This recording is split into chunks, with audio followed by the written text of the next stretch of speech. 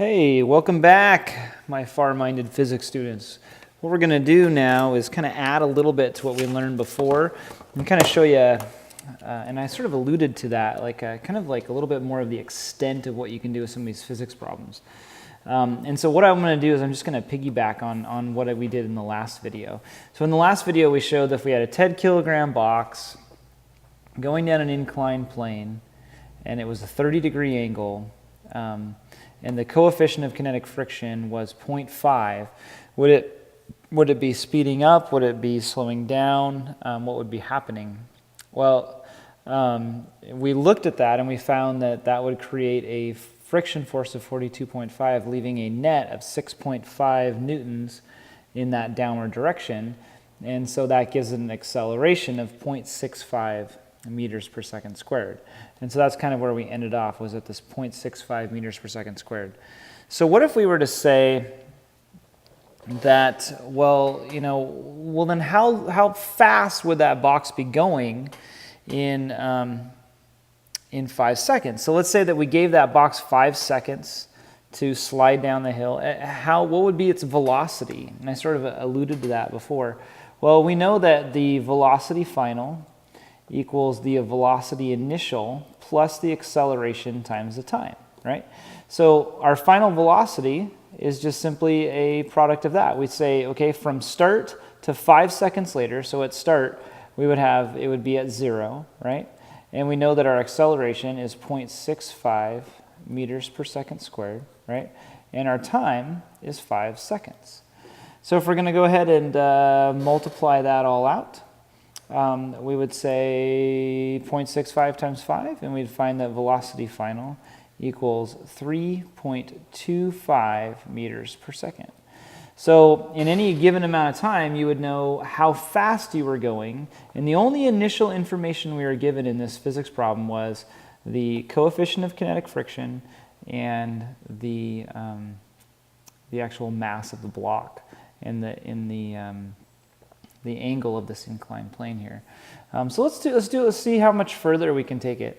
What if we were to say that the box then hits a section of the hill that stops it from accelerating? Okay, so let's say that the friction increases, making it so that it doesn't accelerate anymore, so we have a constant motion. So anytime you have the friction in the case where it's a constant motion, right, what is happening there is, because there's no acceleration, what you can assume then is that the friction force going back the other direction is equal to the force pulling it down the hill, right? Because then there's no net force, therefore zero acceleration. So what we want to find out is, what is the new coefficient of kinetic friction if there's enough to keep it from accelerating anymore?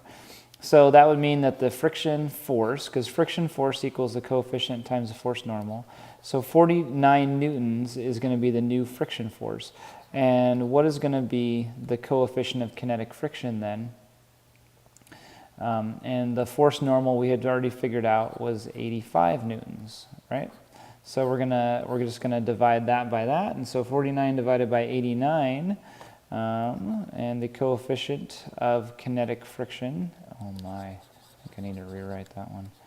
Coefficient of kinetic friction is going to equal 0.58, right? So if you have a 0.58 coefficient, there's no acceleration, and it will just move at a constant velocity down the hill. All right, what if we were to say, okay, so it hits this rougher patch, and it stops accelerating, and then what if we were to say that what happens is it starts to slow down, and so then there's a coefficient that slows it down, and so it hits an even rougher patch, and let's say in 7 seconds it slows to a stop. So what is the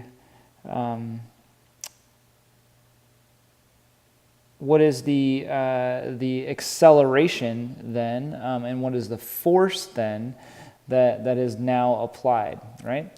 Okay, well, this is pretty simple. So what we need to do and what we can do is we can actually figure out an acceleration, a negative acceleration. So if it's slowing down, we know have a negative acceleration in this direction, right? So we talked about how we'd gotten up to 3.25 meters per second squared, but now we want to say what happens when it slows down to a stop. So the final velocity, I'm going to go ahead and erase that. The final velocity then is going to be 0. And our initial velocity is 3.25 meters per second, right? Plus, we don't know what this acceleration is, but we know that it takes 7 seconds for it to slow down to a complete stop.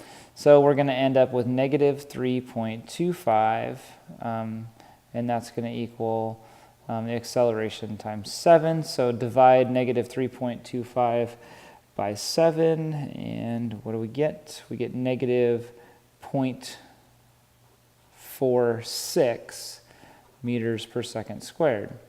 All right, so let's figure out what then is the force. Well, we know in order for an acceleration to occur, we have to have a net force. So, what is our net force going to be? So our force, oops, I did that wrong again. So our force net is going to equal mass times acceleration, right? So our force net then equals our mass, which is 10 kilograms, times our new negative acceleration, which is negative 0.46 meters per second squared that we figured out. And so what do we get? So we get a force net of negative 4.6 newtons. And so what does that mean about our friction force here? So our friction force has to just have a net of 4.6 more. So basically all that's going to happen is that this is going to change to 53.6, right? So if we were to figure out what our coefficient then is, so our new coefficient, so our coefficient went from 0.5 to 0.58, and now to slow it down to a stop in 7 seconds, then our coefficient, so our new friction force is going to be 53.6. We figured it out because it has a net force of 4.6. So our friction force, 53.6, equals our new coefficient times our force normal, which is 85 newtons, right? So 53.6 divided by 85 is 53.6 divided by 85. We got 0.63. So our new coefficient of friction equals 0.63, and that's going to be enough to slow it down to a stop in 7 seconds. So we added a whole lot to this one little example of friction on an inclined plane, but just given a very small amount of information, you can figure out a whole lot about it. So I hope that helps and gives you kind of an idea how to solve these and bring in some of the learning from last couple chapters.